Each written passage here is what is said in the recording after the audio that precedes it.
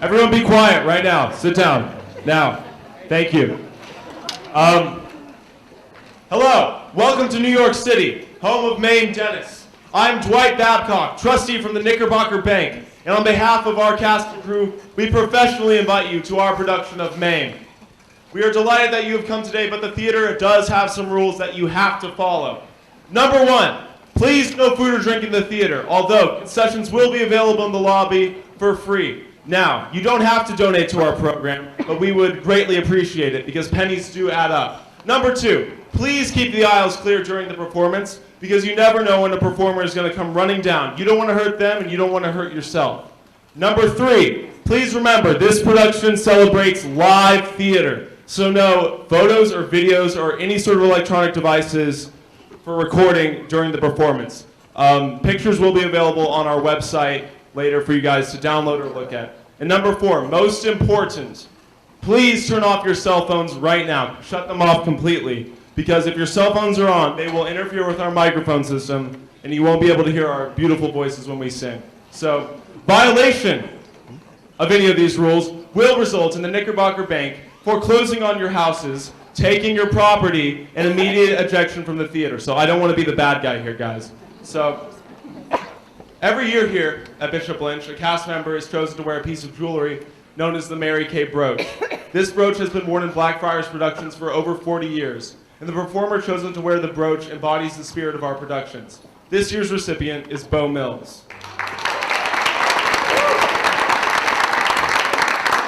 He began his career with us freshman year, playing Sir Studley in Once Upon a Mattress, and since then has been in every Black Box and Blackfriars musical production since. He knows when to be crazy and when to be serious, and his enthusiasm and devotion to the Blackfriars is contagious. He is allowed to wear the brooch on one of his costume pieces every night, so see if you can find it. And finally, the cast and crew of Mame would like to let you know that this performance is dedicated to what we do here on stage, which is the art of theater, and you guys watching, because in theater, whether you're on stage or in the audience, you get to escape all your problems for a brief moment, and we think that's really important, and thank you for supporting that. So, without further ado, the Blackfriars Guild of Bishop Lynch proudly presents our production of Mame.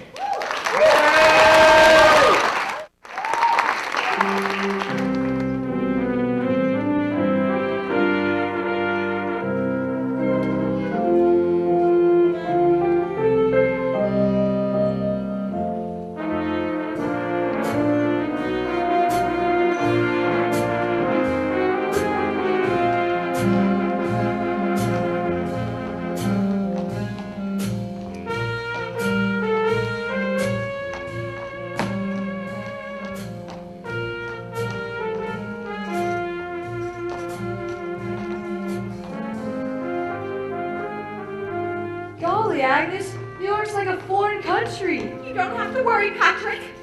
I'm worried enough for the both of us. Now, all we have to do is what the lawyer told us. The letter! I lost the letter! Agnes, you gave it to me when you lost your reading glasses. Thank you, St. Bridget. Read it again, Patrick. Dear Miss Gooch, herewith are the instructions from the will of late Edwin Dennis. Upon my demise, I direct our faithful nanny, Agnes Gooch, to deliver my son Patrick to my sister and only other living relative, Mame Dennis, at number 3 Beekman Place, New York City. However, the Knickerbocker Bank has sole authority— We don't need that part now. All we need is a safe haven. Oh, I've heard about what happens after dark in New York City to unmarried women and innocent children. Your dear auntie must be worried frantic. St. Bridget, deliver us to Beekman Place, away from the wicked and depraved. A gray head is peeping through the curtain lace, calling, come inside where you'll be safe. She's baked him the cherry pie and glazed ham. Her dear arms reach out for his embrace. So if you have pity on this poor lost lamb, God love you, dear St. Bridget, the to Beekman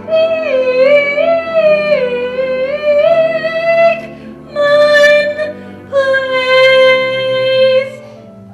Sing with me, Patrick. It'll keep up your courage. I don't know, Agnes. My father was a Presbyterian. I don't think he'd like that. Well, where your father is now, there's not much he can do about it. Sing.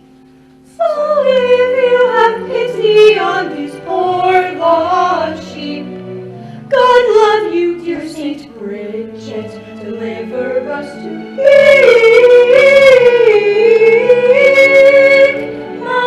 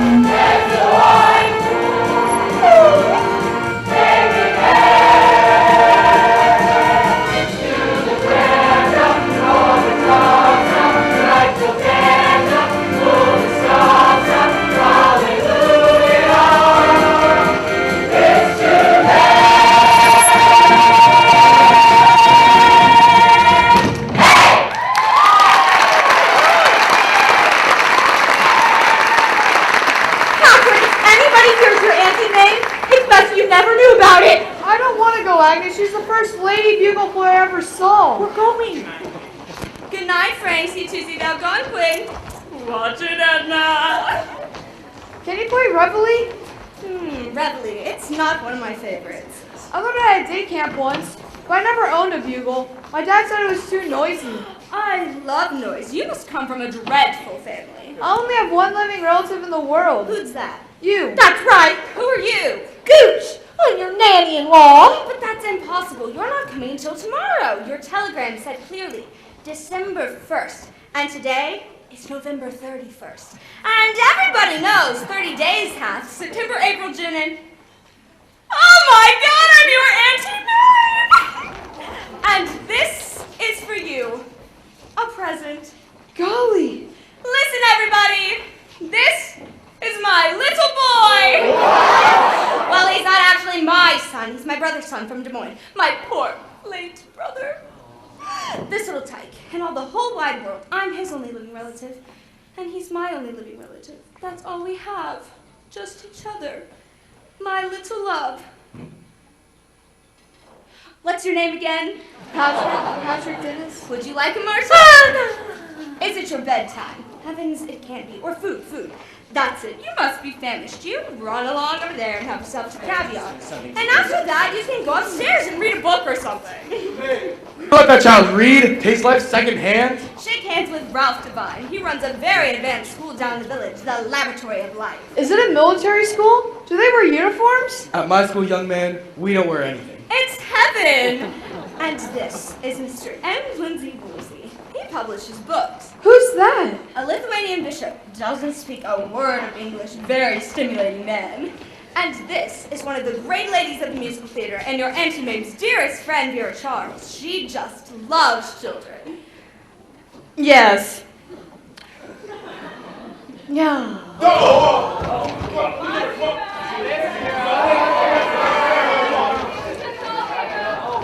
Have you noticed? You're very handsome. It must run in the family. So are you. Listen, everybody, this is a holiday. It's Patrick's Day. Not St. Patrick's Day. My Patrick's Day. Light the sparks, crash the cymbals, Blow the bugle. It's today. Someone gave me a wonderful present, something I needed and yet never knew.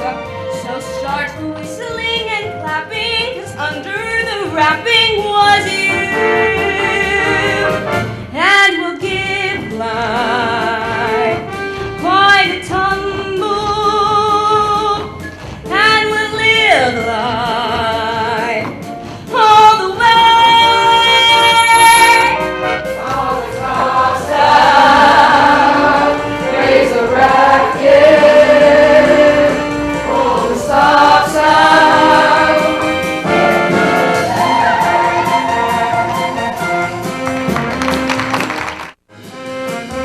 You want this in the boys' room, too? No, his room's full. And he's not gonna ride it up here. No, wait, better leave it. Maybe she will. Should I put this in the guest room? You can't. First Lady of the American Theater's already in there. Out cold. What the hell did you do? Live here? Fine here. I don't know if I can stand it. I've been here 2 weeks, and they've had 13 cocktail parties. Only 13? She called one off. The bootlegger was sick that day. Oh, thank God you're here. Take him quick. Ooh. Well, seeing as how the boys' room is already very crowded, I'll put these mice in your room. Can you put him in your room? I've got the rabbit. Where's Auntie Mame? I've got to show her something. No, wait, Patrick. You can't go in there. She said never to wake her up this early in the afternoon. Patrick!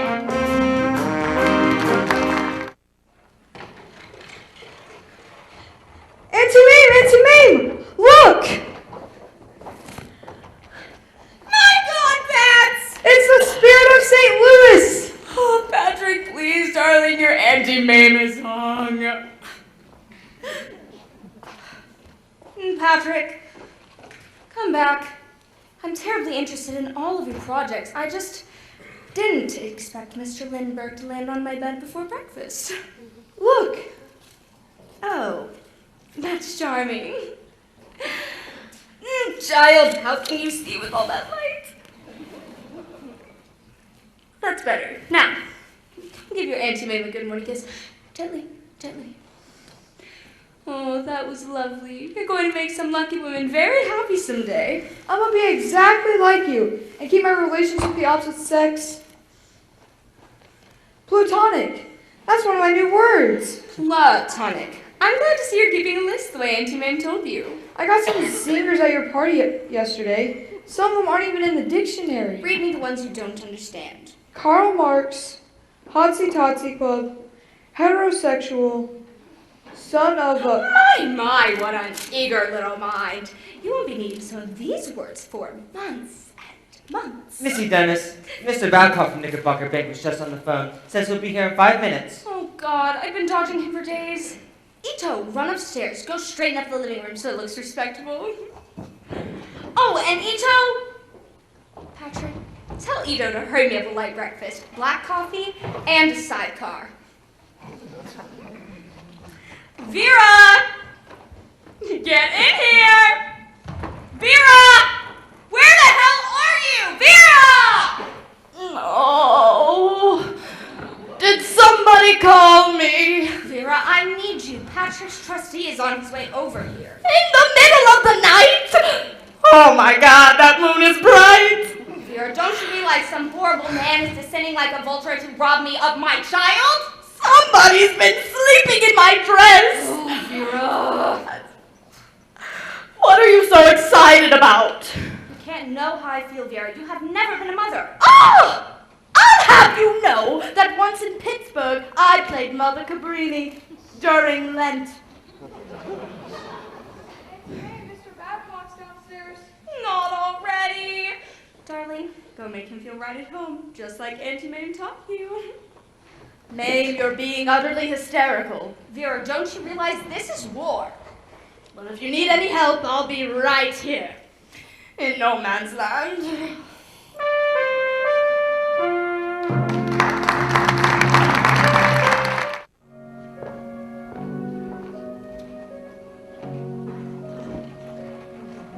Mr. Babcock! Oh, that's right, son. We've been expecting you.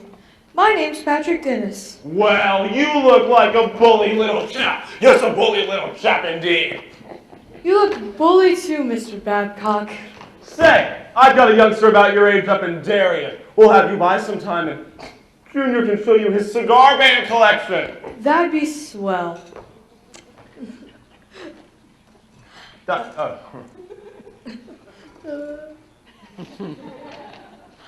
Care for a martini, Mr. Babcock? Oh, I don't know if this is exactly the time for a martini. Well, Mr. Wolcott always says somewhere in the world the sun's just above the yardarm.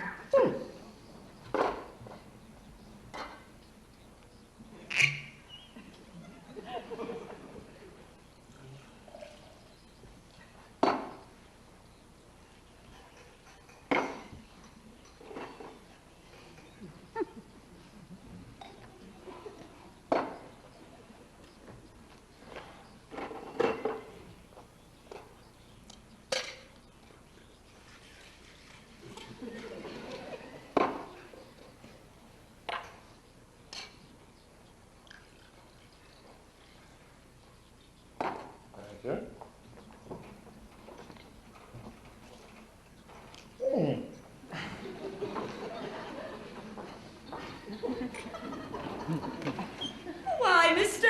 Babcock, what an honor to have you in our little home. Though I wonder if it makes the best first impression on a sensitive young mind to see you drinking during business hours. No, but he was the one who was... Don't you worry, Mr. Babcock. I won't breathe a word to the Knickerbocker Bank. Say, where did that youngster learn to mix a martini? Mr. Babcock, knowledge is power. And that is what I am exactly here to discuss. This youngster's education. His proper education. Well, I feel... I have here a list of the better boys' schools in all of Manhattan. Personally, I prefer co-educational. What do you mean? That's when boys and girls... I know. First on my list is the Barclay School, which is known to be splendid. Have you considered a wonderfully progressive school down in the village, the Laboratory of Life? Your late brother was very explicit in his will. He said, conservative schooling. But what Patrick needs What the boy needs is stability. A school that is both exclusive and restricted. Exclusively what and restricted to whom? Want to keep the riffraff out of this lad's life. Now look here, Mr. Babbitt. Babcock. Yes. Now, Miss Dennis, if we can't agree on the school here in Manhattan, I'll insist he be shipped to my alma mater, St. Boniface, in Massachusetts. No, that's too far away. Well, it was very good of you to drop by, Mr. Babcock. Have we settled everything? We certainly have. Well, for a minute there, I thought you and I were going to have a little bit of friction. Here's the application at Barclay School. You fill it out and drop it by at 8 o'clock sharp. Don't you worry, Mr. Babcock. Patrick and I know exactly what to do with it. Bully! That test. Here's a new word, darling. It begins with a B, it's 7 letters, and it means Mr. Babcock. You mean I'm not going to that Barclay School, Auntie Mame? You're going to see life, Patrick, not just the inside of a safe deposit box. Will I be going to school at all? Well, maybe we'll enroll you part-time in Ralph Devine's lovely Laboratory of Life. But do you know who's going to be your teacher most of the time, Patrick? Who? Well, I'm going to show you things you never dreamed existed. Look out there. At what? At everything, my little love. Open a new window, open a new door, travel a new highway that's never been tried before you find your dull fellow, punching the same clock, walking the same tightrope as everyone on the block. The fellow you want to be is three-dimensional, soaking up life down to your toes.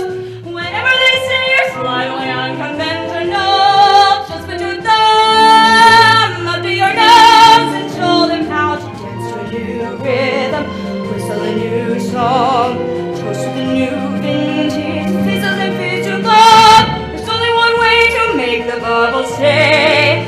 Simply travel a new highway, dance to a new rhythm, open a new window every day.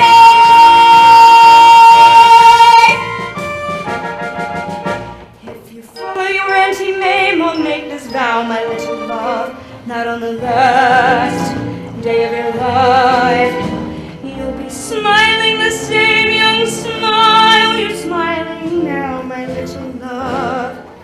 If you wake up every morning and you pull aside the shutter and you promise me that these will be the first words that you utter. Open a new window, open a new door, travel a new highway that's never been tried before you find your adult fellow, punching the same clock, walking the same tightrope as everyone on the block. The fellow you want to be is three-dimensional, soaking up life down to your toes. Whenever they say you're slightly unconventional, just put your thumb up to your nose and show them how to dance to a new rhythm, just to a new song, toast to a new vintage, the face like this too long. There's only one way to make the bubble stay. Simply travel a new highway, dance to a new rhythm, open a new window every day. Open a new window, open a new door, travel a new highway, every time before you find your old fellow, punching the same clock, walking the same tightrope as everyone on the block. You want to be three-dimensional, soaking up life from your toes.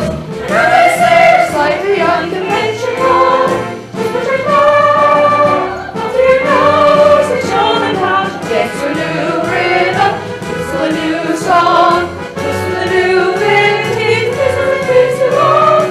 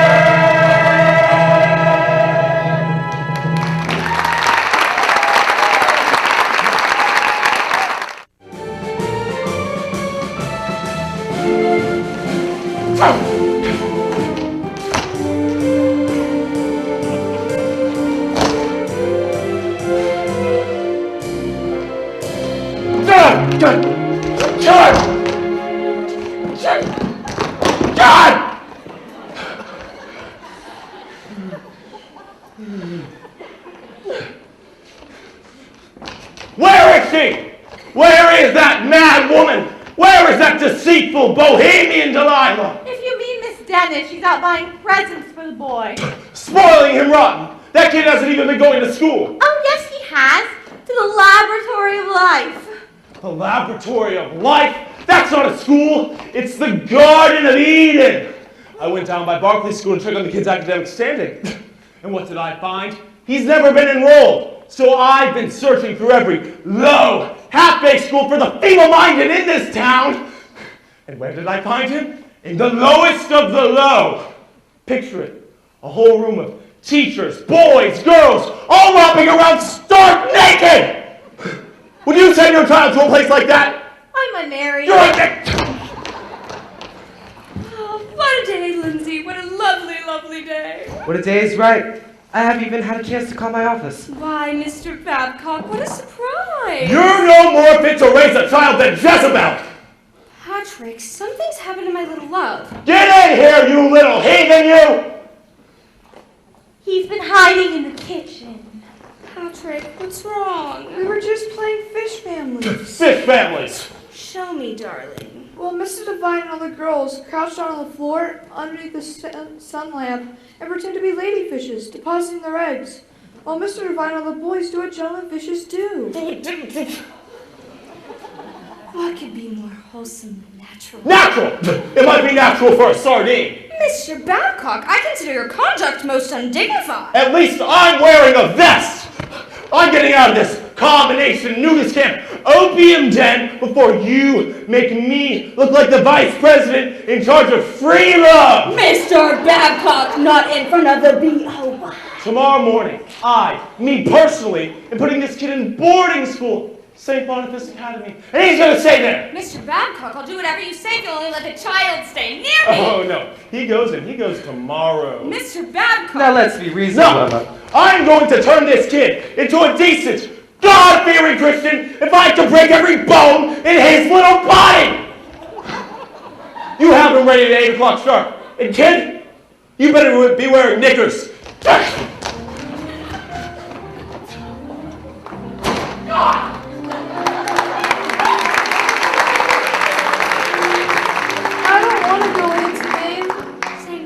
Doesn't sound so bad. Agnes, take Patrick upstairs and get him ready for dinner. We'll talk about it later, darling. Mame, I'm sorry. I'm really sorry. Mame, are you home? Have you talked to your stockbroker? Yes, I can see you have. What about her stockbroker? Don't you know?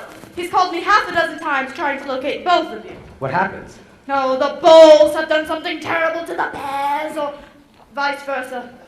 Anyhow, nothing's worth anything anymore. Don't you worry, Mame. I'm sure this is only going to be something temporary. Missy Dennis, Mr. Stockbroker wants to say hello before he jumps out a window. How bad is it, Arthur? Everything? Mame, I'm afraid you're wiped out. We all are. Oh, thank God I never put anything aside. Who gives a damn about money? I've lost my child. What?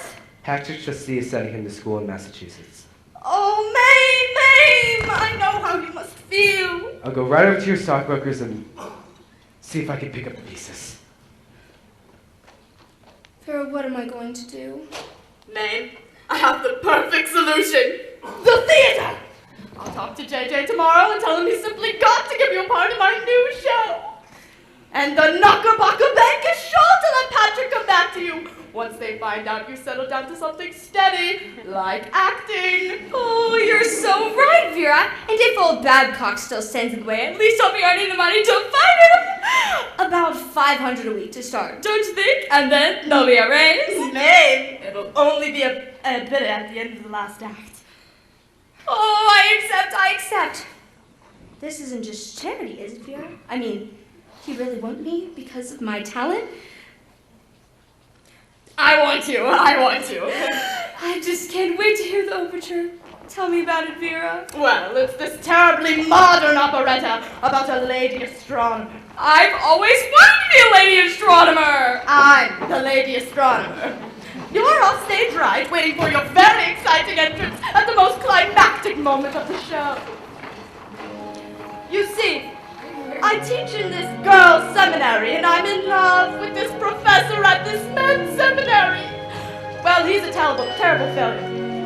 But on the night of the rising of the moon, I, a mere woman, make a universe-shaking discovery.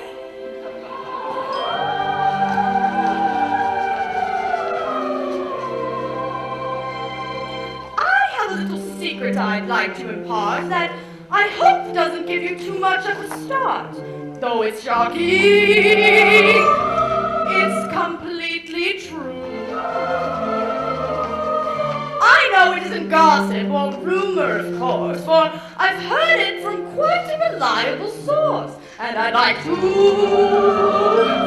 pass it on to you. The man in the moon is a lady with lipstick and pearls. The cow that jumped over, cried jump in, jump over. I think it's just one of the girls. She winks at the stars from her bed of green cheese. That isn't a nightgown, it's a Saturn chemise. Oh, her friends are the stars and the planets. Sends the Big Dipper a kiss. So don't ever offend her. Remember her tender. The man in the moon is a miss.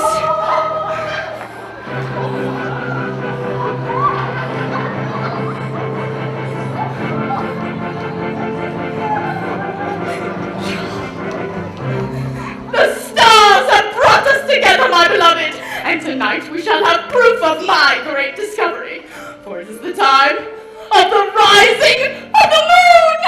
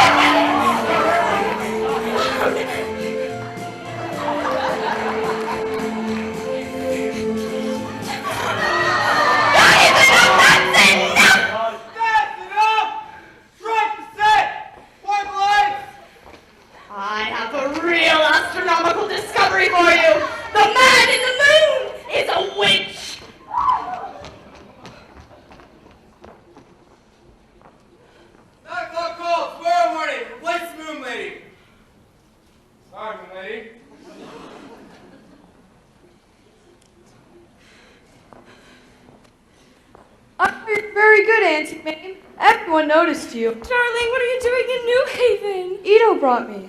But how can he bring you when I've already sold the car? Oh, we didn't drive. We hitchhiked. But Mr. Babcock thinks we're in that horrible school. I told him it was some sort of lecture on astronomy, so he let me come.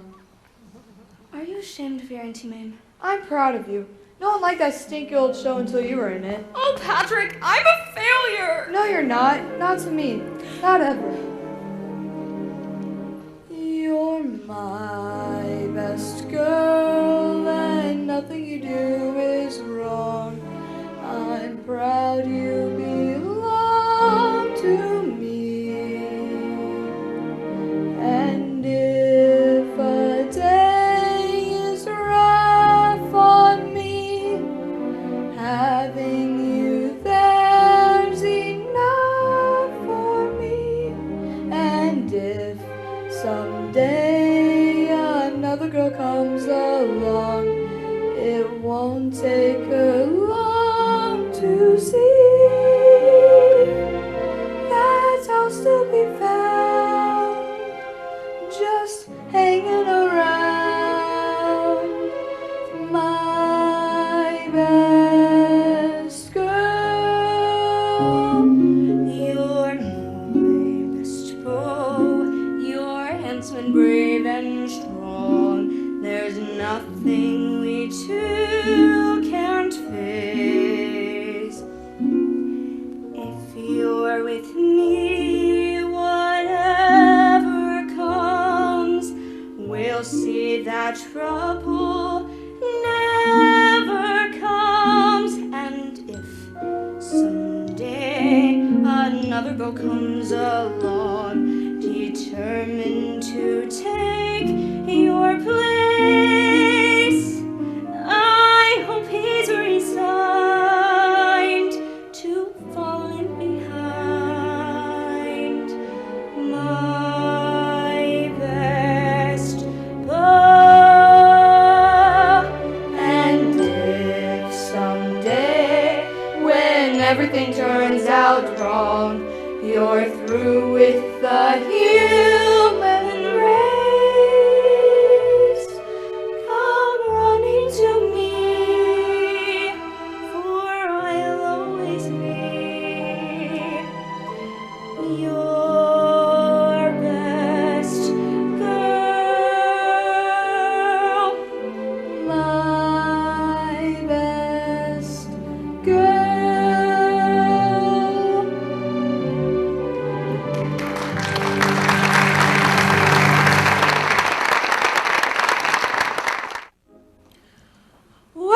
Welcome to my salon, par messieurs. Pardon me, I think I'm in the wrong place. But you are the 4 o'clock appointment, Mr. Burnside. That's right. But this seems more like a salon for madames. Why should the male also be beautiful? Gregor! Naturally, we are giving you the full treatment. Facial, pedicure, mud pack. Mud pack? I'll just have a shave and a neck trim. Oh, maybe a manicure. Manicure, Gregor. Oui, madame. Who is available? Only the new girl, madame. Can we trust her? Miss Dennis! Yes, madame! Here, madame! Ready, madame! Southern aristocracy, but with money. I am giving you to Miss Dennis, our most experienced manicurist. Thank you kindly. Take very good care of him. Oh, I will. I will. Excuse me, sir. Are you right-handed? I am. Maybe we better start with the left.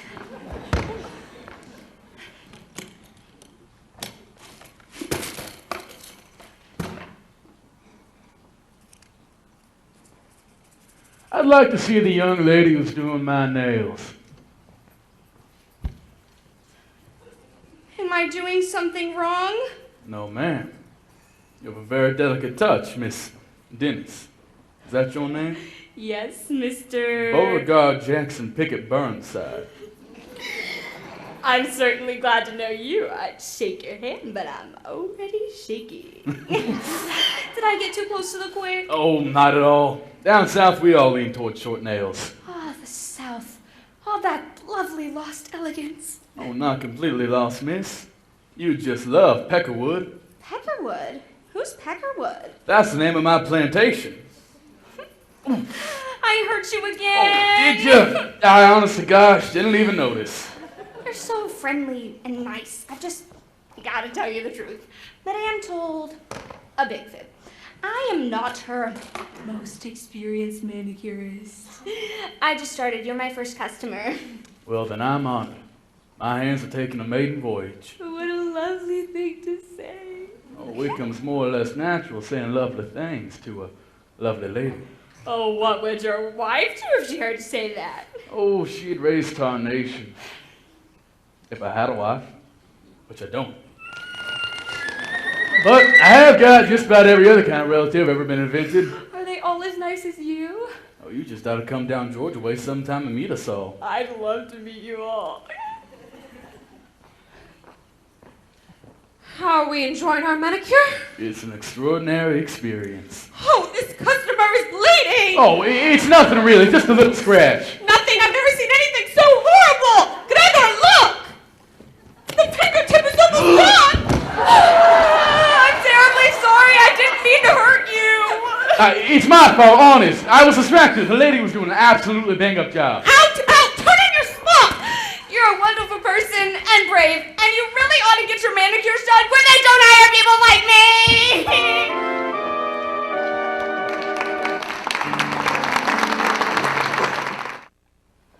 Agnes? Ito? Hey, Mame! Darling, what are you doing home? I got a long weekend on account of good grades. I'm legally yours for 3 whole days. Oh, I was hoping maybe you'd been expelled.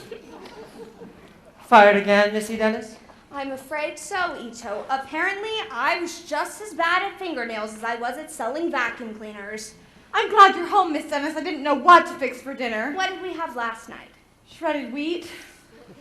Agnes, Ito, I really did hope I could pay you some of your back salary. I'm not money mad, Miss Dennis. I wouldn't think of leaving you. Nowhere else is hiring anyway. Please don't cry, Auntie Mame. Oh, well, we don't have any Kleenex.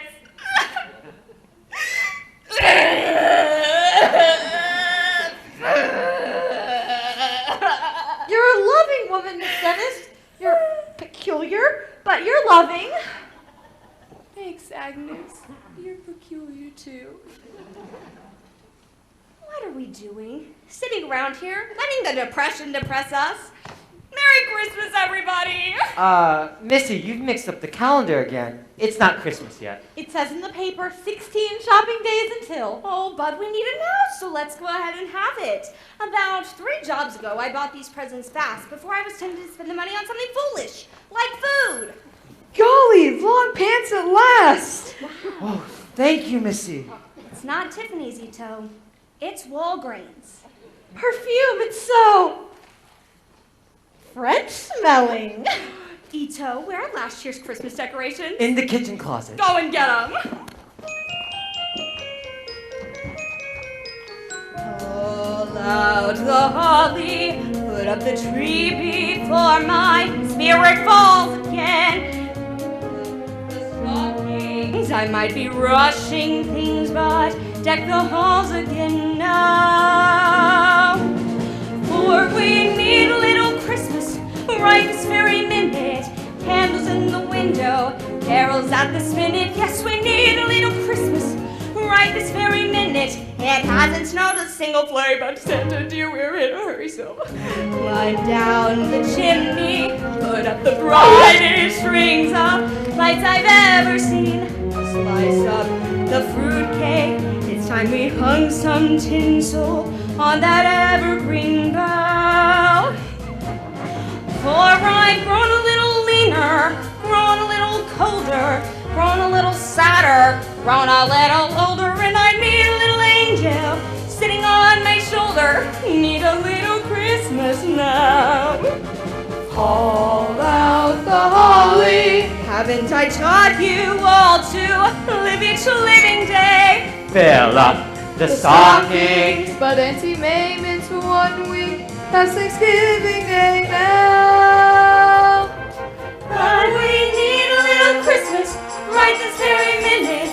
Candles in the window, carols after spinning. Yes, we need a little Christmas right this very minute. We had not a single flurry, but Santa dear, we're in a hurry. Climb down the chimney. It's been a long time since I felt good neighborly. Slice up the fruitcake. It's time we hung some tinsel on that bayberry bough. For we need a little music, need a little laughter, need a little singing, ringing through the rafters. Now we need a little snapping, happy ever after, need a little Christmas now.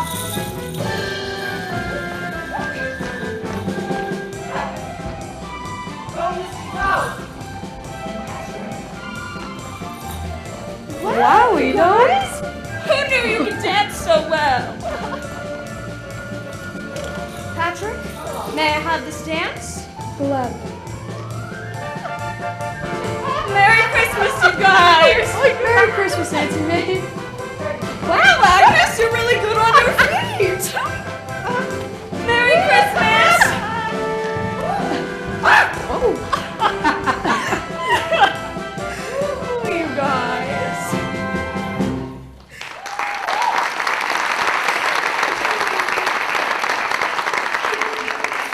Can I try on my long pants, Auntie Mame?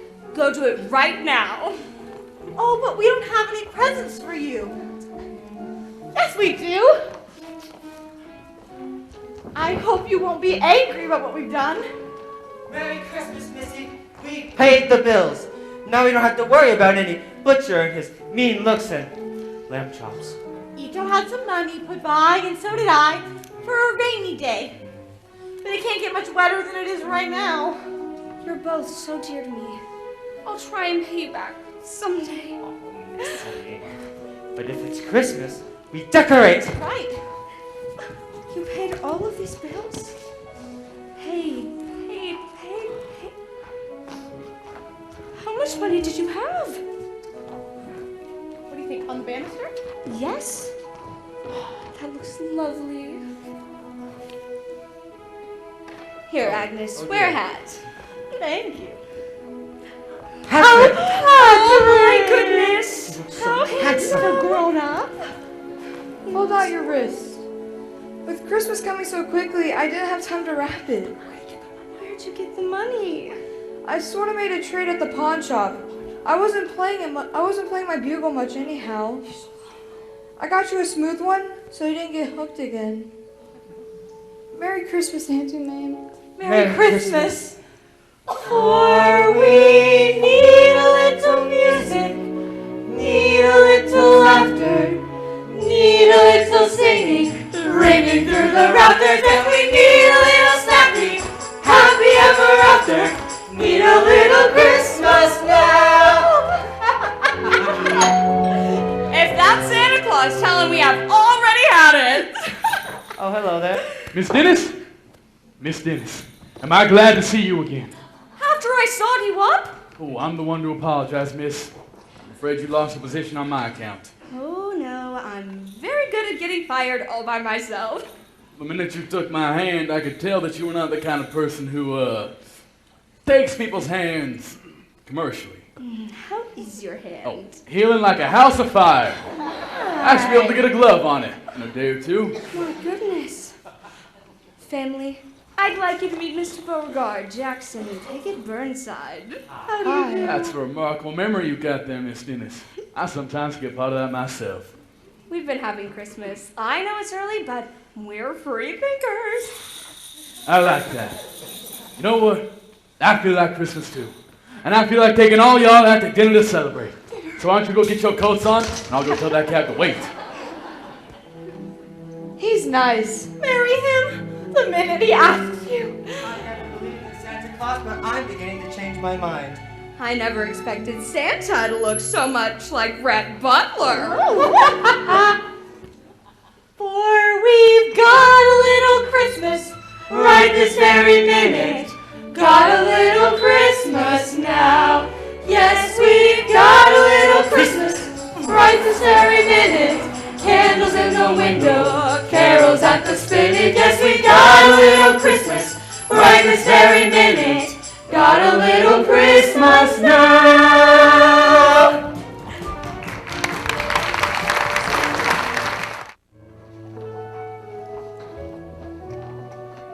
Hey, y'all! Good morning! Howdy!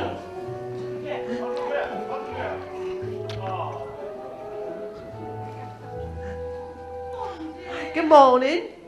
Howdy! Must be something mighty special about this Dennis woman. Even Beau Skittles are all the way down here from New York City. Morning, cousin Fan. Peculiar morning, Uncle Jeff. Mighty peculiar.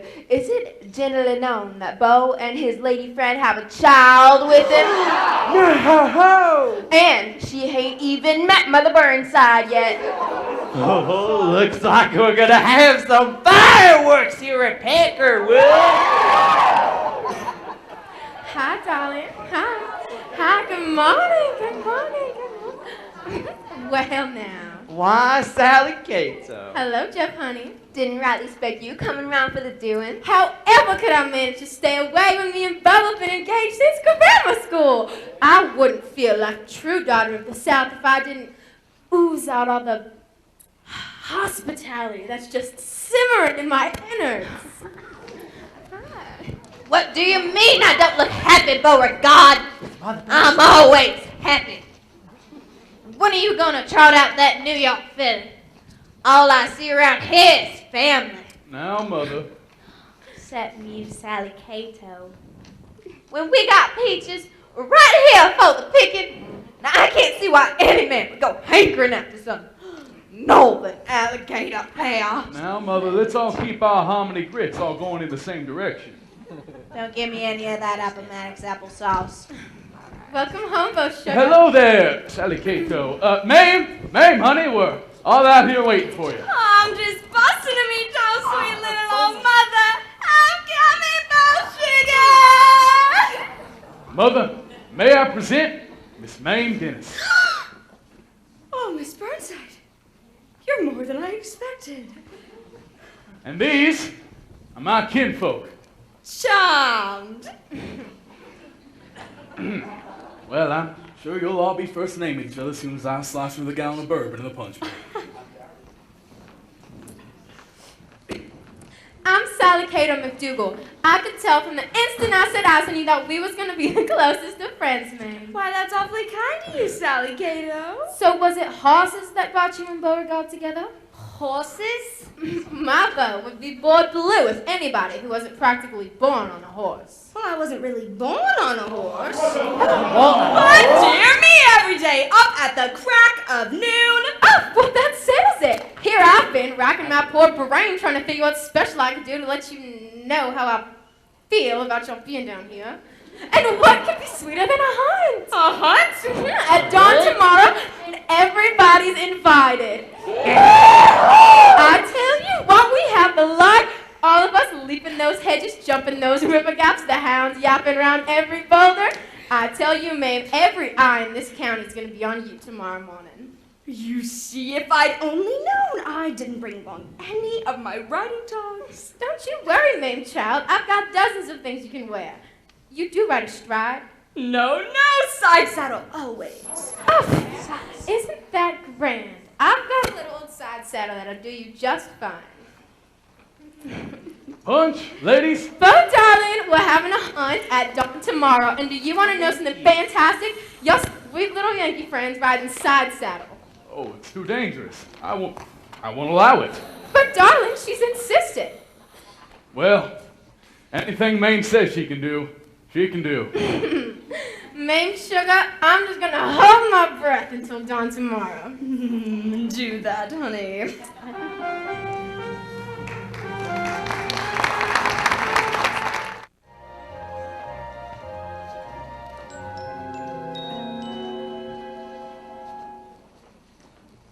morning, Mother Burnside.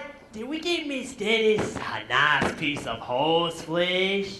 Sure did. Lightning rod. Lightning rod?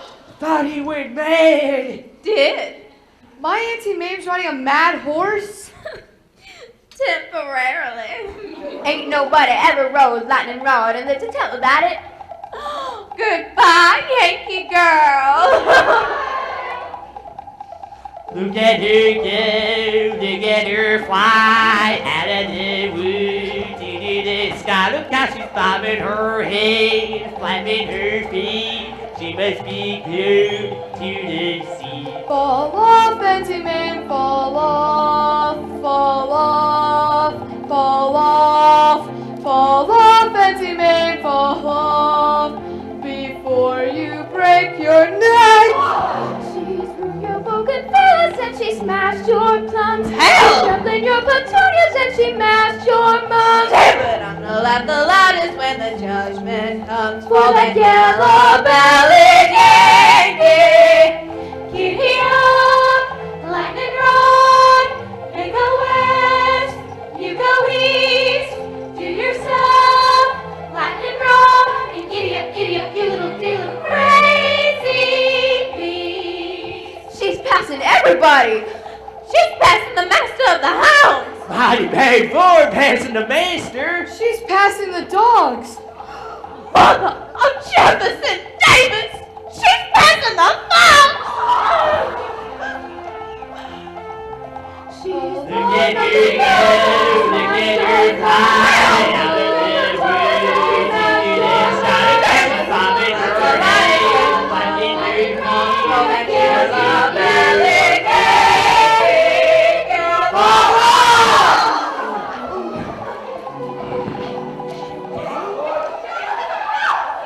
Auntie Mame, Auntie Mame.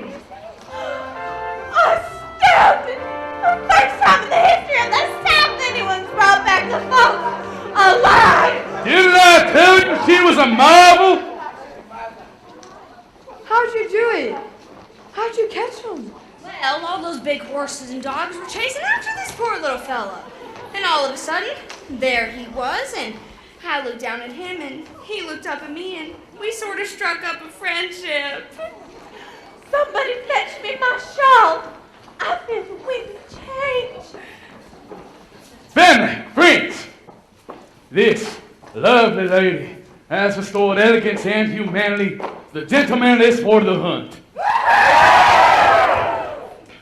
Mame Dennis, I should like to ask you, well, to become the wife of Beauregard Jackson. Thank you, family. Burnside. Yes!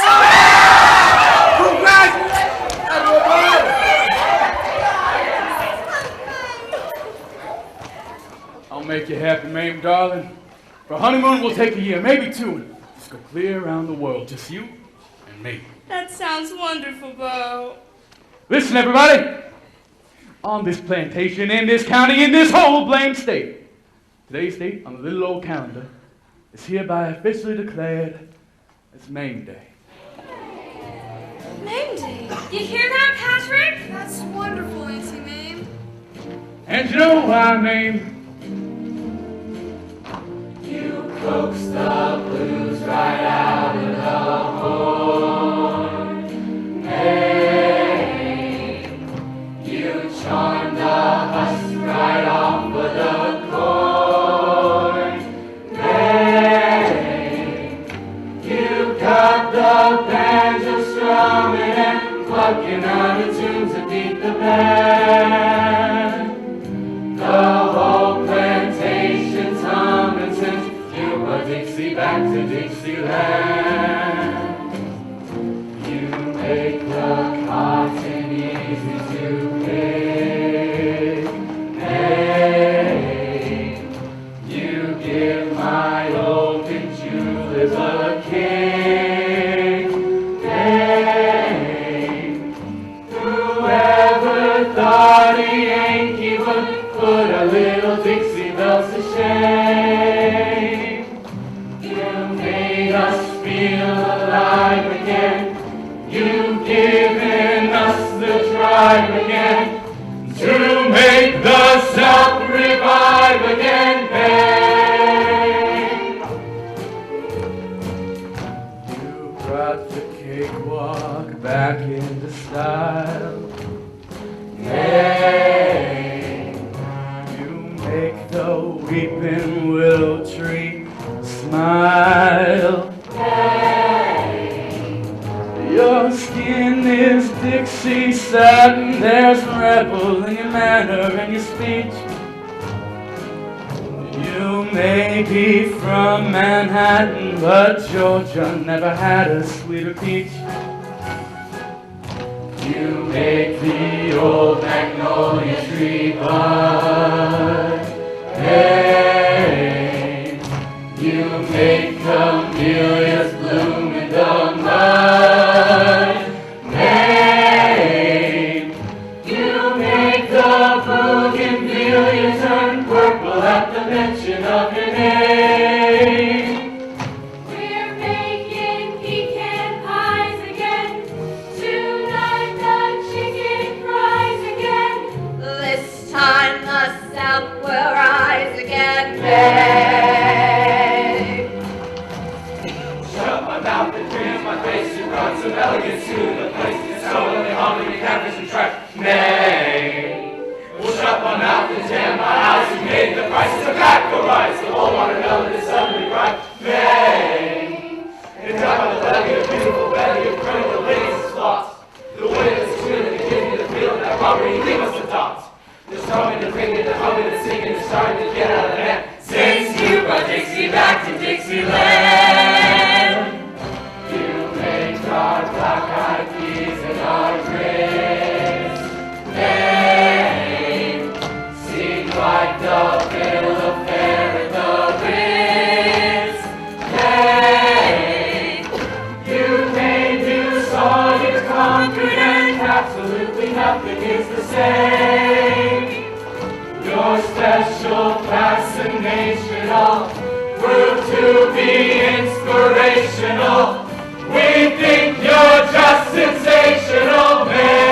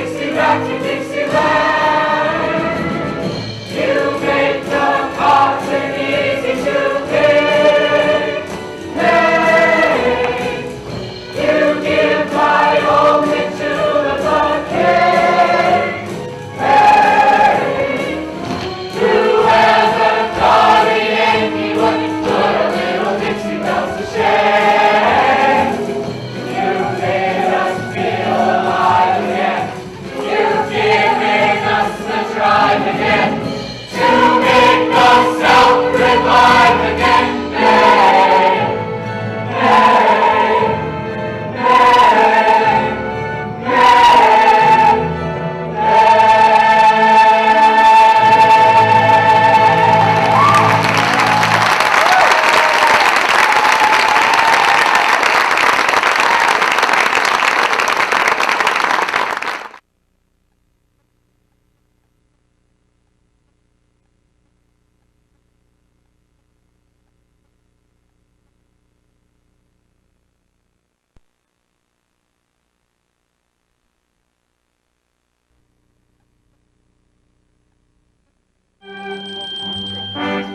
Mame Dennis Burnside. Care of American Express, Cairo.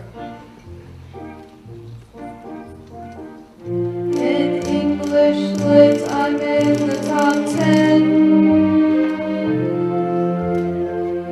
I got a B+ average again.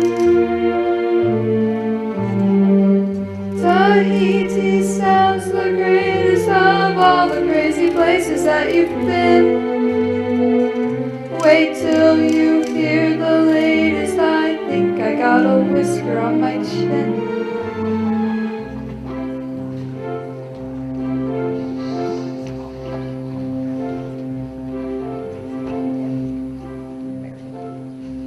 To Mrs. Mame Dennis Burnside, Raffles Hotel, Singapore.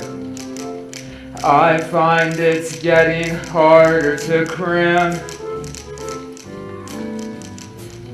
I flunked my Latin grammar exam.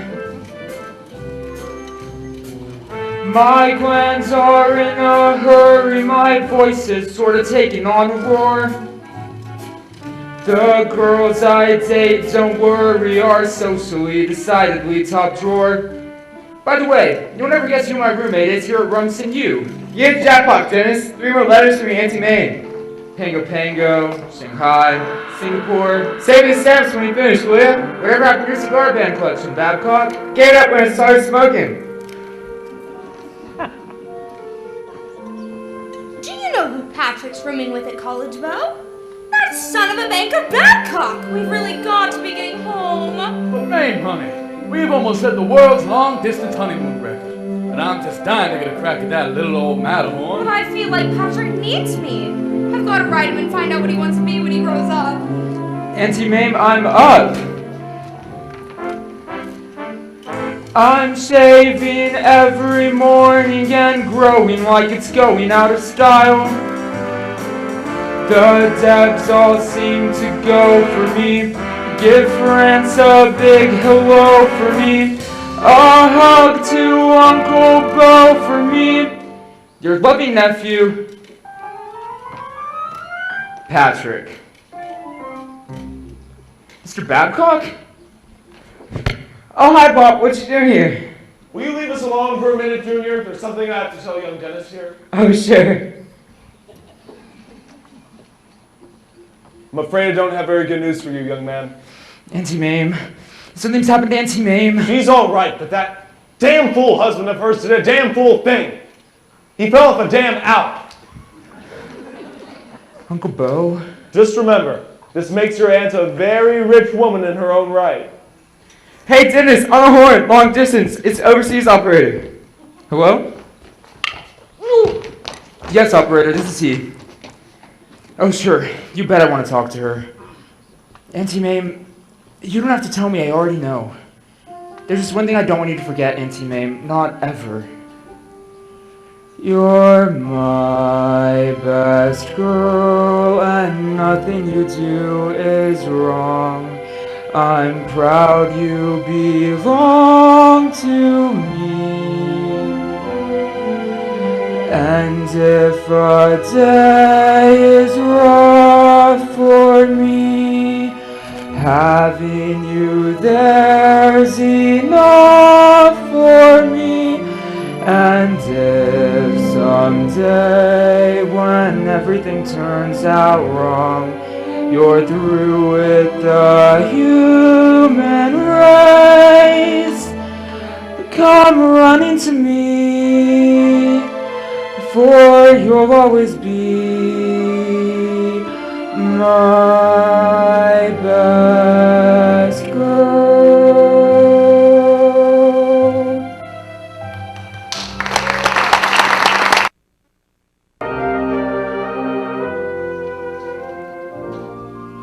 Vera, I'm a coward. I should have gone down to the boat to meet her.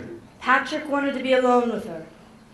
Lindsay, what is all this? I got her a dictaphone and a typewriter. Mame's always got to have a project. How can Mame write a book? She can't even sit still long enough to write a postcard. Well, she's going to have help. What Mame needs is a friend. A bosom friend. And I'm going to be more than a friend. A sister. She won't recognize you.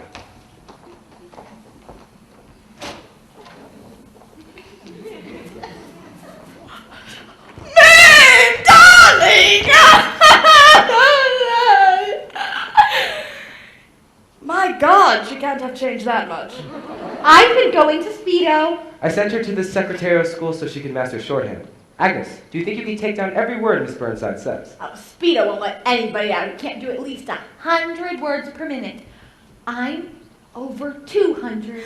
You're not. Welcome home, Auntie Mame. Everybody smile. Dear loyalty. Nobody cry. Just sitting here waiting for me. Mame, darling! Patrick, you look awful. Vera, my old friend. And Lindsay, how distinguished you look. Welcome home. And Agnes. What's all this? These are the tools of your new trade, May. You're going to write a book, and I'm going to publish it.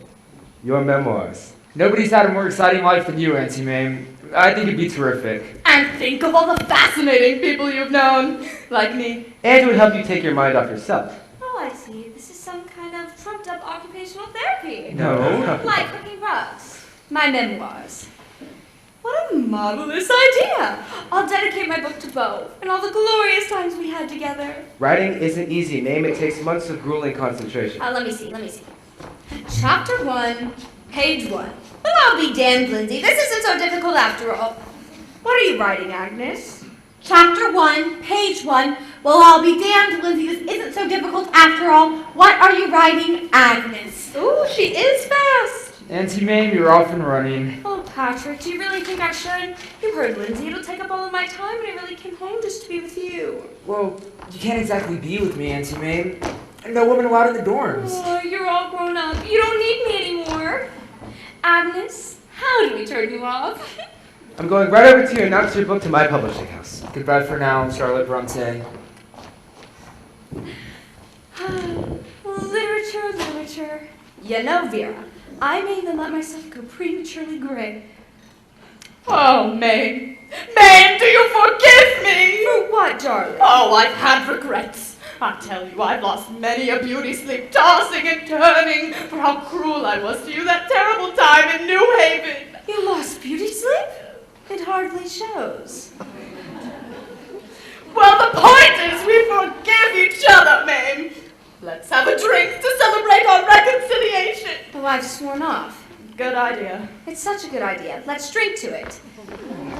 Agnes, do you care for a drink? Oh, no, I think I'll just go fix myself a Dr. Pepper. It's like old times. Friendship like ours is very rare. What's the female equivalent to Damien and Pythias? Daphne and Chloe.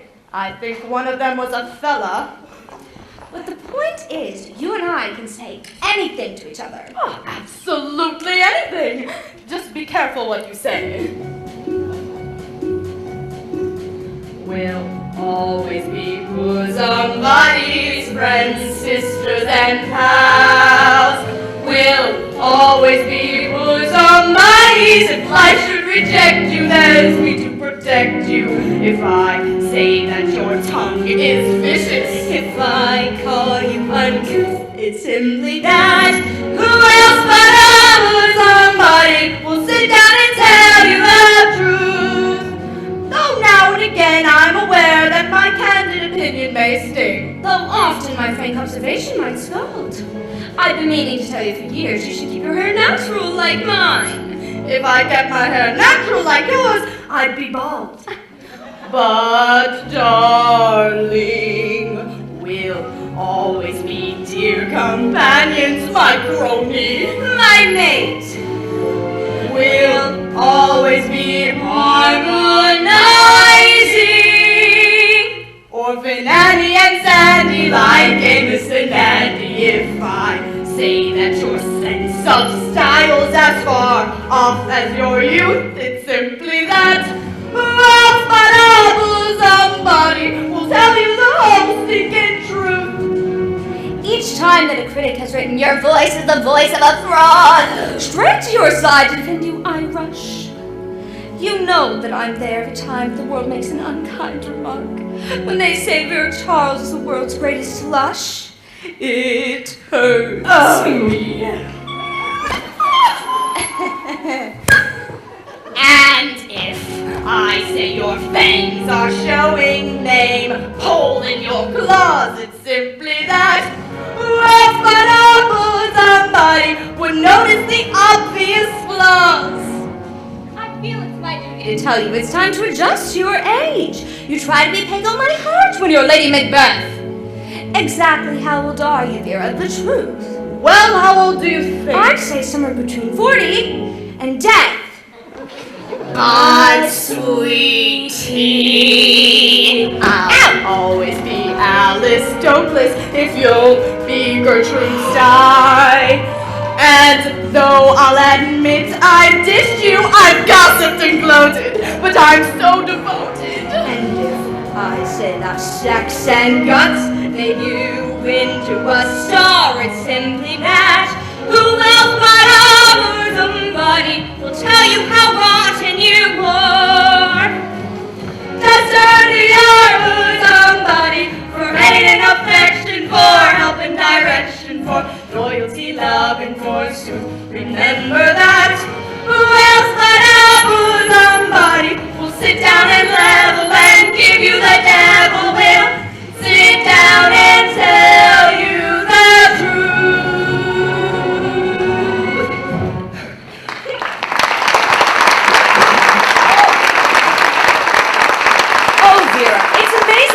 All the same men we've dated and still remain so inseparable. Mame, I never dated the same man you did. What about Carlo, that sexy Argentinian with all those shoulders? Carlo, I never dated Carlo. Yes, you did. I married him, I never dated him. Oh, I'm sorry, but listening to you ladies just makes me all goose pimply. You see, I never had one. Never had one what? A date with a member of the opposite. No, you know what? Mrs. Burnside, anything wrong? Agnes, you're coming out! Why, Gooch, you have lovely eyes! Leave those glasses off and take them off forever! But, Miss Charles, I can't see anything out of my right eye. Who can? Look out of your left one. What do you call those things? Orthopedic Oxford? Keep them off and keep them off. My goodness, Agnes, you do have a bust. Where have you been hiding all of these years? Get all of these clothes off, Miss Burnside, there's a man in the house! Don't be a goose, Agnes. Get these clothes off and keep them off. Ito, get in here. We've got some work to do.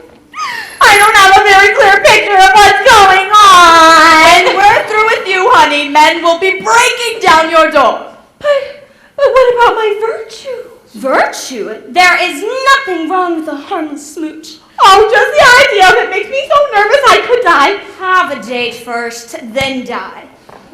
Here, this'll calm you down. Oh, but spirits do the most terrible things to me. I'm not the same girl. What's wrong with that? Well, it makes with Dr. Pepper. He'll love it. We've really got to do something about her complexion. For God's sakes, Agnes, close your pores! Ito, run upstairs, drag out that sexy gown I sent from Paris.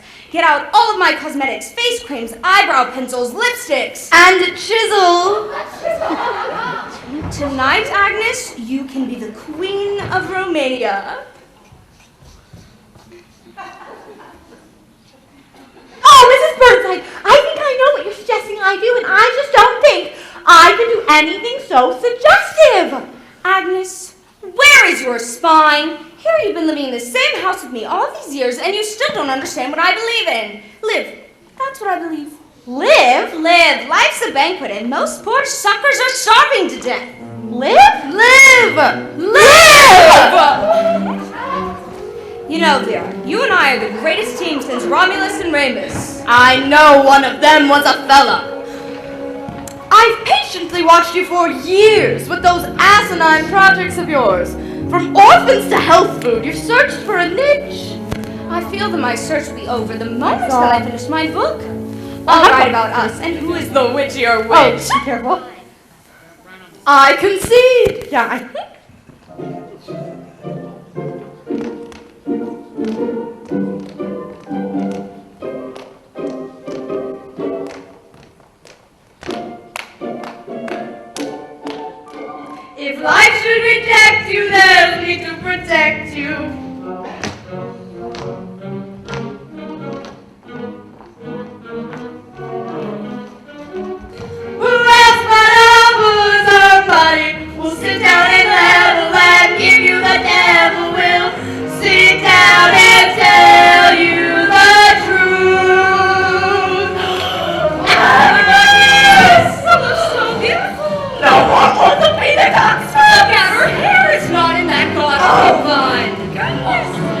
color. She's all grown up. Bye,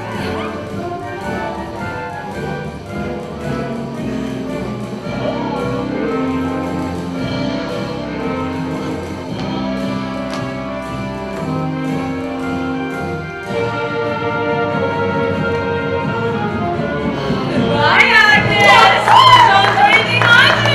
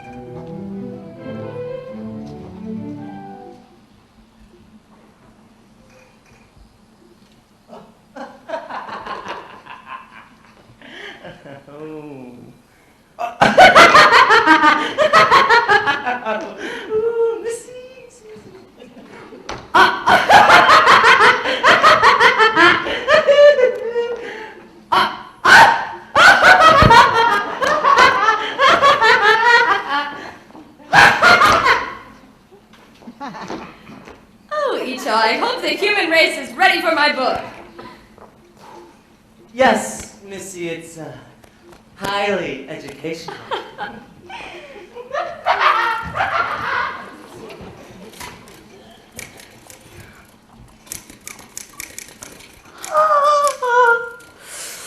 What time is it?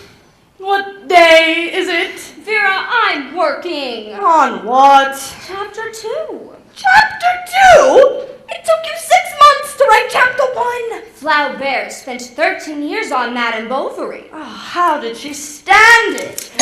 Whenever I read a book, I always skip that I was born jazz and turn immediately to the sexy part. Oh, hi, Lindsay. Afternoon, ladies. I dropped by to check on how my favorite authoress is doing. Oh, swimmingly. Great, but why are you typing by yourself? Well, after Agnes left, I couldn't bear a new secretary. All of this material is so intimate. Yeah, exactly what happened to Agnes? We're not really sure. We sort of redesigned her, launched her, and other than a postcard, we haven't heard from her for 6 months. It says, I'm trying to do everything you taught me. It's from the Shangri-La Motel in East Stroudsburg, Pennsylvania. Hi, everybody. Auntie Mame. Hello, darling. Uncle Lindsay, Auntie Vera. Hope you're not too busy because I've got some terribly important news. I hope it's gossip. It is. It's about me. I've got a girl. I suspected it. It's not just a girl, it's the girl.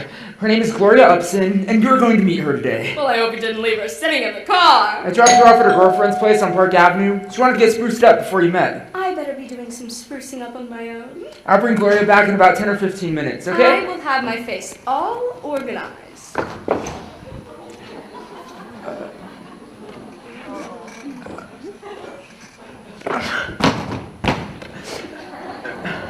Oh my God! It's the Queen of Romania! Agnes, dear, what happened? I opened a new window! I wanted you to be the first to know! Don't you worry, Agnes. Everything's going to be all right. Do you think they all noticed? Sit down here and tell me exactly what happened. I'll try. With my wings resolutely spread, Mrs. Burnside, and my old inhibitions shed, Mrs. Burnside, I did each little thing you said, Mrs. Burnside. I lived,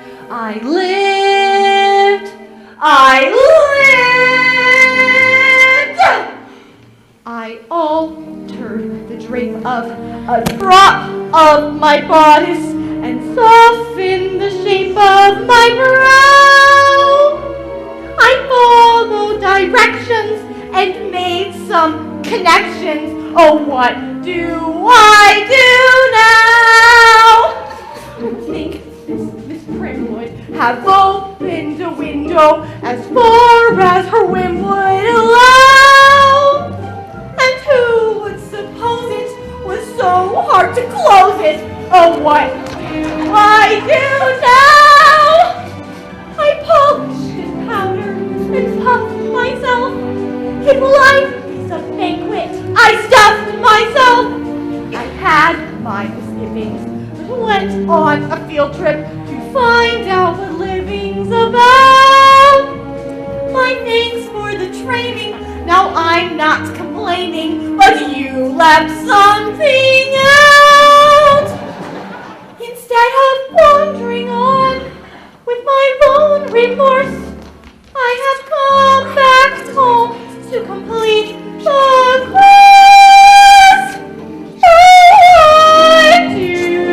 I do.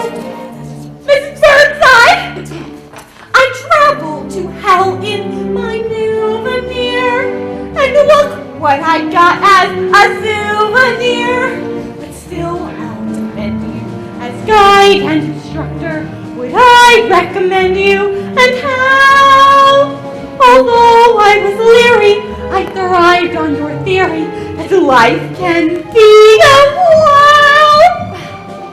You said there's nothing wrong with a harmless smooch, so I'm gonna call him Burnside Gooch. Oh, I do.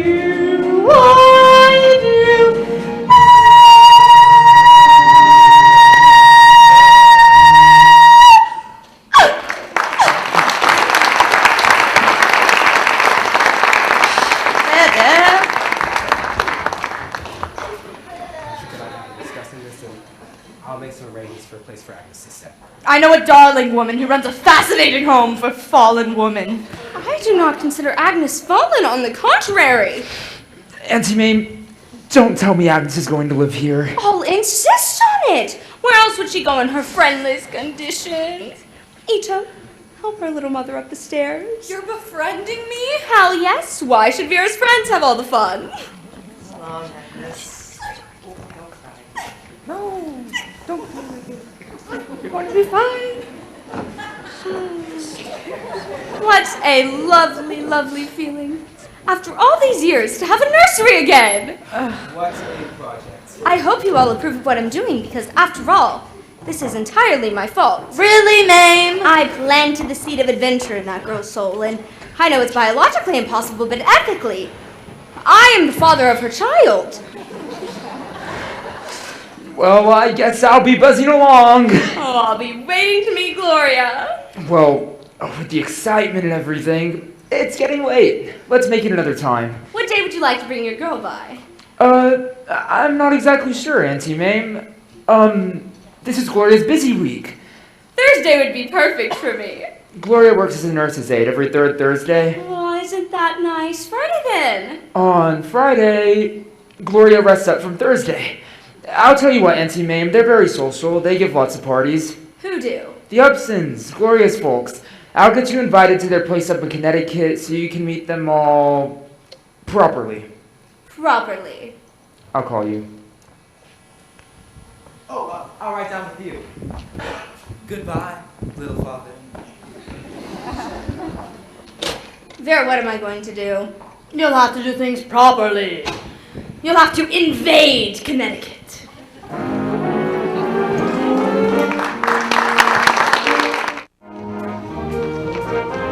What do you call that, Junior? Where you been, Pop? It's learning Sanskrit. Staring at you.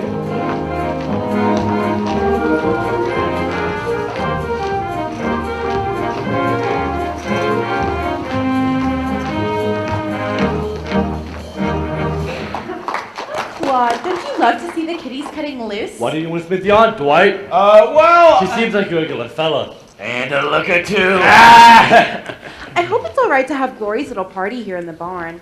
I don't want Mrs. Burnside to think we live like gypsies. You show me a gypsy that lives like we do. Now, Claude Upson, you be genteel in front of Mrs. Burnside. Damn it, I'm always genteel. Claude, I need a refill. How about you, Doris?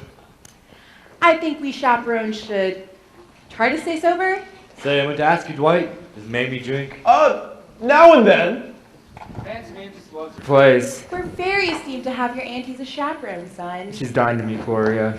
No. What a big day this is for our little Glory. Saying goodbye to her teens and hello to her future aunt and wanna-be.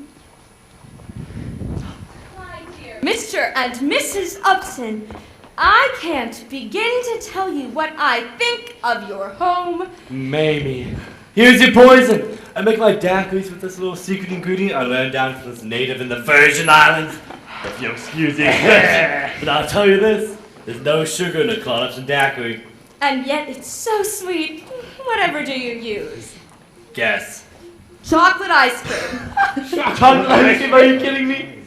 Since we're practical relatives, I'll tell you my secret. Honey. I beg your pardon? That's my secret straight, honey. Of course, I use quite a lot of them, too. You sure do, Claude. You use a lot.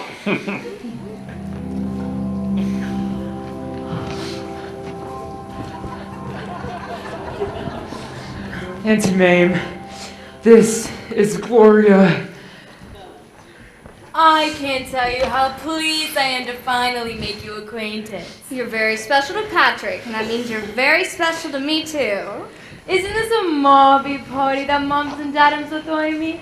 And everybody on the guest list is absolutely top drawer. Marvy. Today it's farewell to naivete and hello sophistication. Yes, I can see that. Isn't she beautiful, Auntie Mame? Oh, yes. Wait a minute, tell Mame the surprise. Not yet, Claude. Not yet. And what lovely hair. Oh, do you like it? You'll never guess what I use. The secret is in the shampoo. Is it strained honey? Beer! I just poured and poured and poured, and the beer just foams and foams and foams. Dadum says it looks like the beer is coming straight out of my brain. I made these especially for you, Mamie dear. My, don't they look delicious? What are they? Well, I take 2 cans of tuna fish and put it through the meat grinder. Then add clam juice and peanut butter. Mamie, I want to make a toast. To the good life for us and ours. And we damn well better protect it. Did you bring the legal stuff, Dwight? It's in my briefcase. Needs both of your signatures. My, if you're so important. Would you excuse us for a minute, Mamie dear? Of course. You can chaperone all by yourself? I'll do my best. Fine, we'll be back in a jiffy. We're gonna have a little surprise with us. I'll bet you don't recognize me. I'm Patrick's roommate. Junior Babcock? What are you collecting these days? Women of the world. Care to dance? Why, thank you. Why are we dancing like this? Well, it's the way my folks do it. And the Upsons, and well, the older generation. Didn't you notice? The older generation just left. Stop hogging, Babcock. Hey, that's Patrick's aunt. Auntie Mame. Handle with care. Show the respect for age. Age? What age? I have the feeling that time is halted. I'd like 2 straws and a chocolate malted. That's how young I feel. I feel like pecking and bunny hugging and Lindy hopping and jitterbugging, 'cause that's how young I feel. I'm mad for that big band beat. Wanna ride in a rumble seat. Shells down the Chevy, love a face full of frozen custard. To have a hot dog with sand and mustard. And ride the Ferris wheel. Oh, honey, 'cause that's how young I feel. I'm ready to ask my mom, can I go to the junior prom? Shells got the Chevy, love a face full of talking about this time the morning by getting out the Rudy Valley squeal. Because that's how young I feel.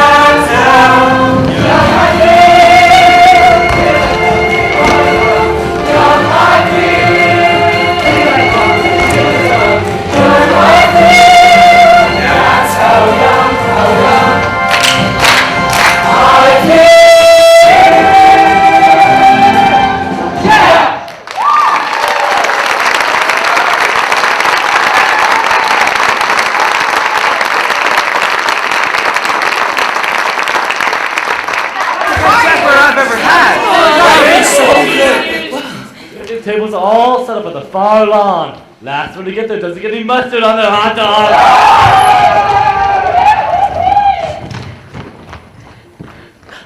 Mame, dear, don't you think we ought to stop the kitties from acting so lovey-dovey? It's good for them. It'll warm them up for the wedding. Hey, Claude, you went and said it. You spoiled the surprise. Well, she'll have to know sooner or later. It's nice of you to keep me informed. And I've planned the most beautiful wedding, Mame, dear. I'm already starting to cry. So am I. Your Patrick and our little Glory will be joined at the Church of the Heavenly Rest in East Mountebank. You'll love it, Mame, dear. It's the most restricted community in all part of Connecticut. I'll get a blood test. Yeah, I'll get a blood test. But we haven't left you out of our plans, Mamie. Claude and I have the wedding present all figured out. That's right. We're gonna get together and buy the kitties that. What? That valuable lot right next door. Buy that dandelion pasture for the choicest place real estate in all Mountebank. You see, Mame, dear, that property is restricted only up to our property line. So we feel we have an obligation to make sure that the wrong people don't. Well, you know. That's right. We settle the kitties in there. At the same time, protect the whole damn neighborhood. Do everybody a favor. We're gonna get it together, 50-50, Mamie. Here's the escrow. Claude and Doris have already signed it. It just needs your John Hancock, and it'll be happily ever after. My, you've taken care of everything. Do you mind if I discuss this for a minute with Patrick? Well, sure thing, Mamie. Take all the time in the world. Just give us the high sign when you want another daiquiri. You don't happen to like gin, do you? Love it. Perfect. After dinner, I'll get the cards and we'll have a little game.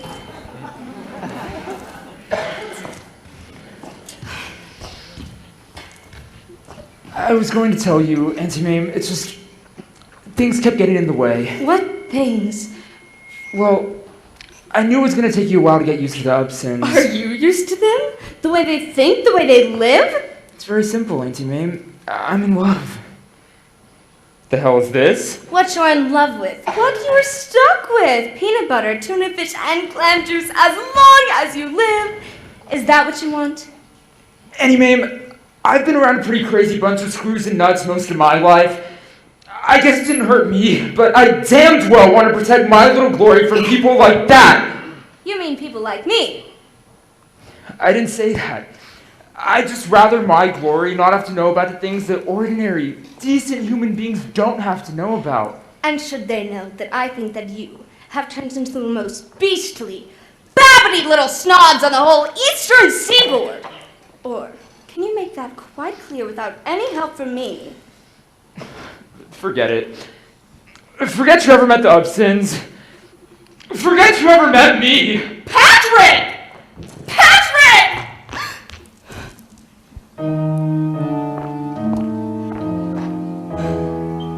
Where's that boy with the bugle?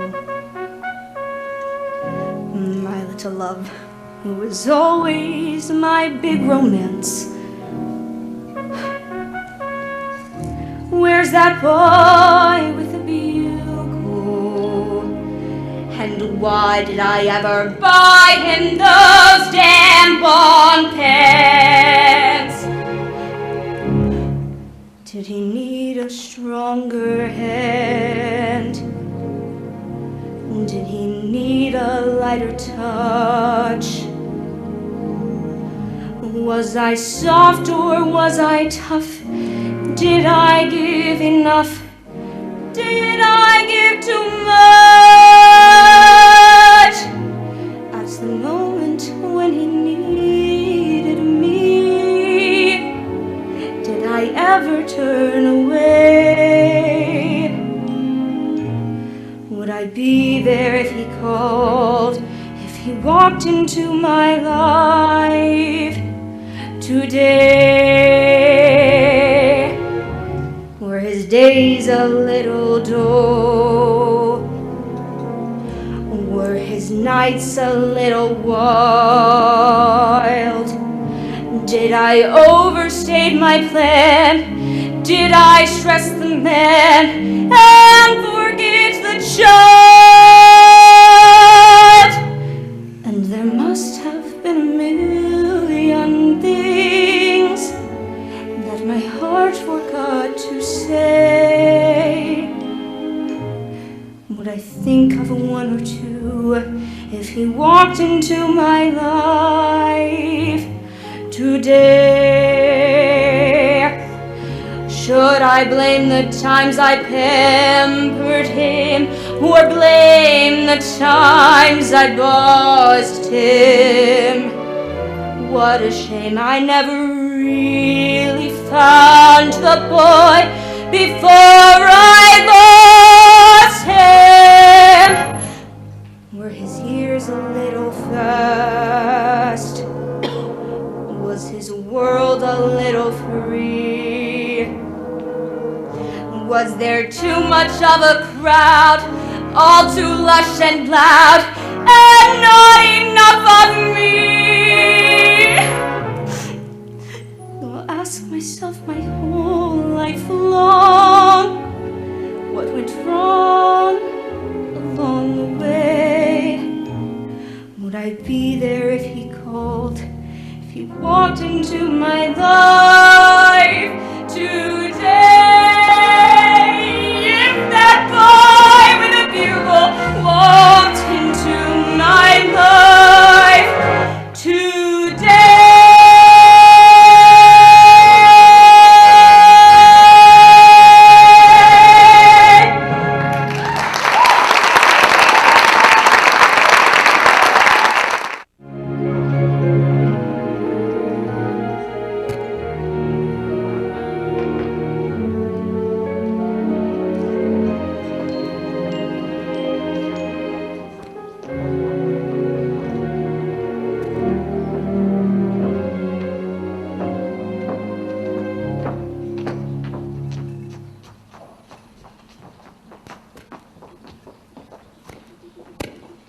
What the hell's going on? Facelifting.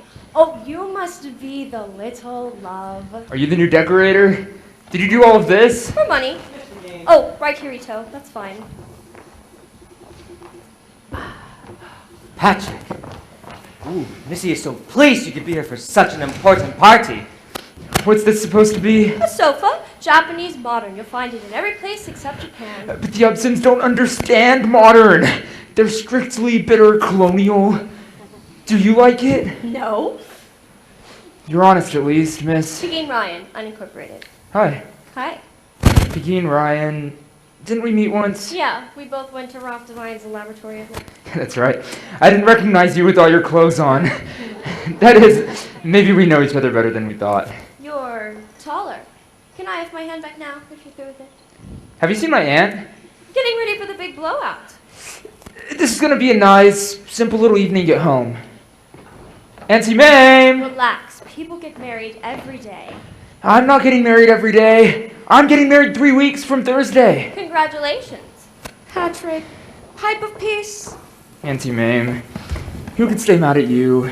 After the fight we had at the Upsons, I felt terrible. So did I, dear. But see how nicely things have worked out?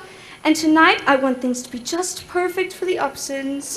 You're wonderful, Auntie Mame. Hey, what about Agnes? In seclusion, dear. Erase her from your thoughts. Patrick, be a little gentleman and help Aguirre, will you? Yeah, sure. It's a little avant-garde for the Upsons. What the hell is Agnes doing here? Auntie Mame, you promised. Agnes, I told you to stay in your room tonight. But it's calcium time, and my calcium pills are in the kitchen. Life's little emergencies. My God, they're here. Oh, I'll get it. Oh, no, you don't. You don't approve of me. I'm not loved. You're loved. Agnes, my God, have you been loved? But please, go cry upstairs.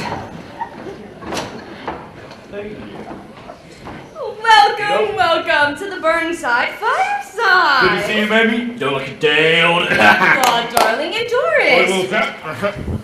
Hi, sweetums. And little Glory.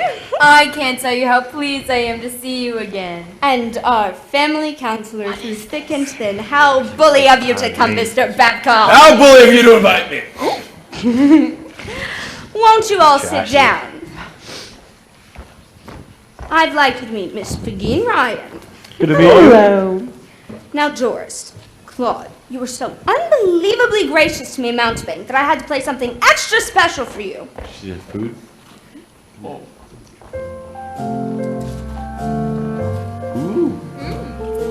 These are scrumptious. Try one of the striped ones, Mom. Say, these are tasty. Whatever are they, Mamie dear? Pickled python, shepherd sheep's fleece, have some Alex, it's today. I said, Ito, do something exotic, just try a little bit harder to please. And he's been extra ambitious, try these, they're delicious, they're bees.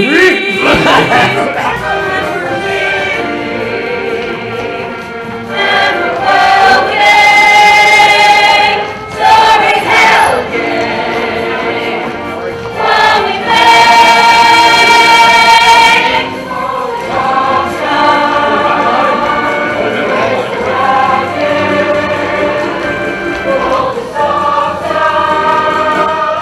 it's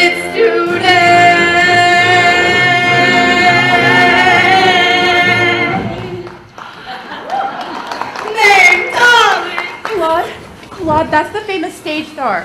What's her name? I won't try to introduce everyone, but I do want you to meet my dearest friend Vera Charles and the celebrated publisher Lindsay Woolsey.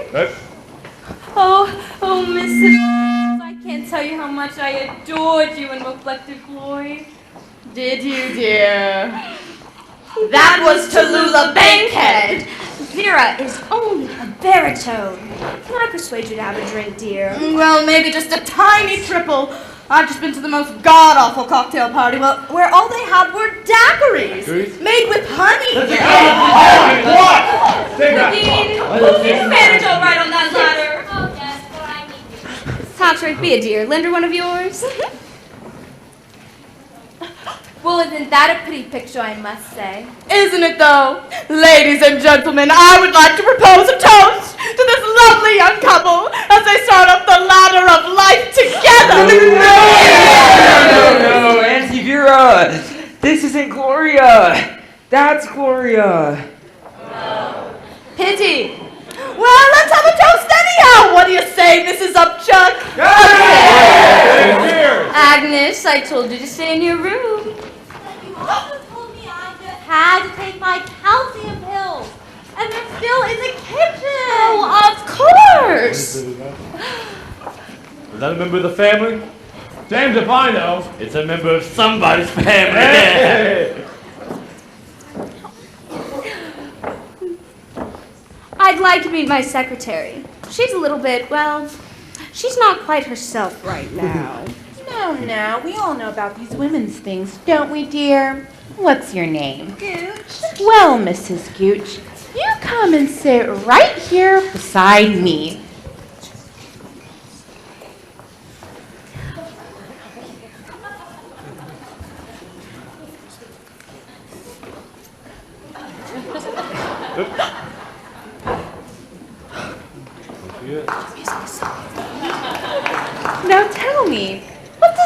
Mr. Gooch do? Oh, my father passed on. No, I met your husband.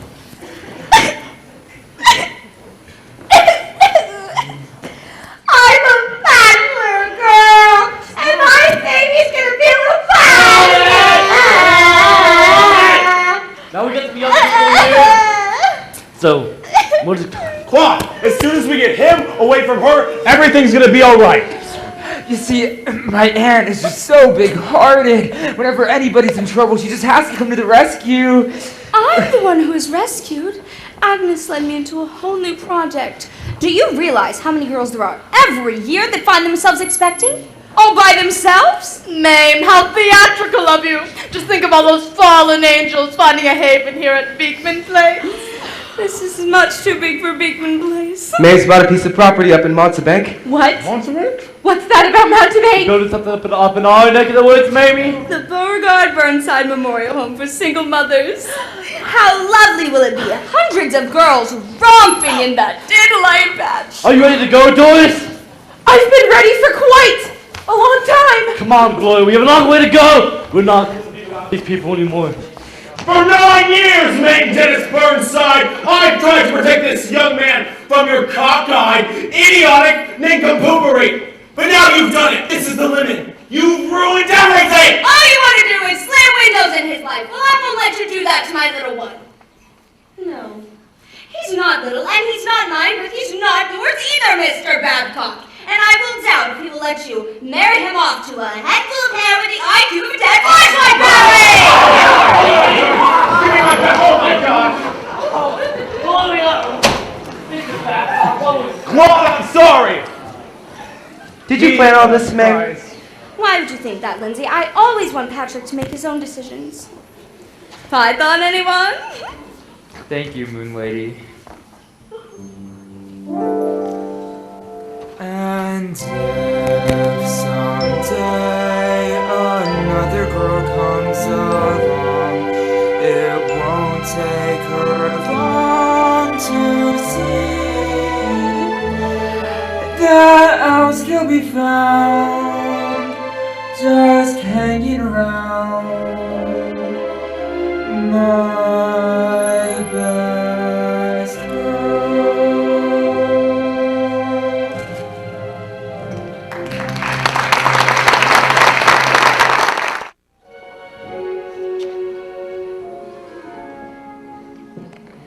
Hey Mom, hey Dad, look at the wonderful things Auntie Mame gave me. This is what kids wear for hats in India. Crazy, huh? Peter, I knew you'd love your aunt. She's your great aunt, Peter. She sure is. She's the greatest aunt a guy could ever have. Boy, she knows a lot of things I bet you don't even know, Dad. Are we going to let her spoil our son the same way that she spoiled you? If she hadn't spoiled me, Begin, I'd be in Mountebank and you'd be a bachelor girl. I guess Auntie Mame liked your decorations because they're still up, huh? So Peter, did you have the best weekend ever? Yeah. Yeah.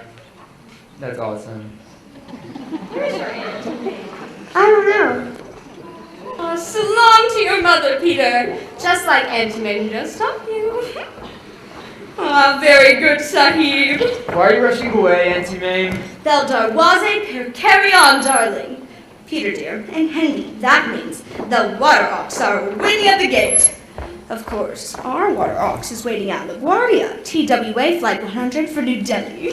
What do you mean, our water ox? Peter and I just had the most beautiful idea. No. But the boy is a pride. He has never ridden an elephant. Can I go with Auntie Mame? Can I, Mom? Please, please? It's just to India. It's ridiculous.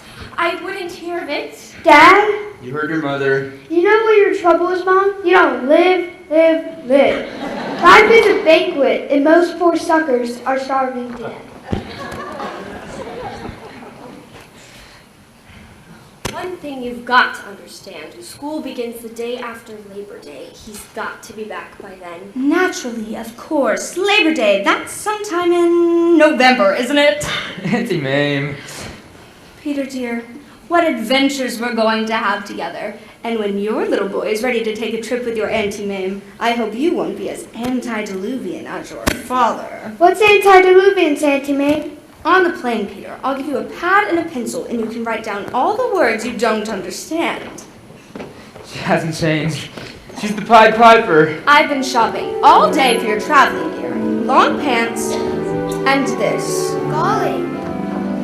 Oh, my little love, your Auntie Mame's going to unlock doors for you. What adventures we're going to have together. Open a new window, open a new door, travel a new highway that's never been tried before.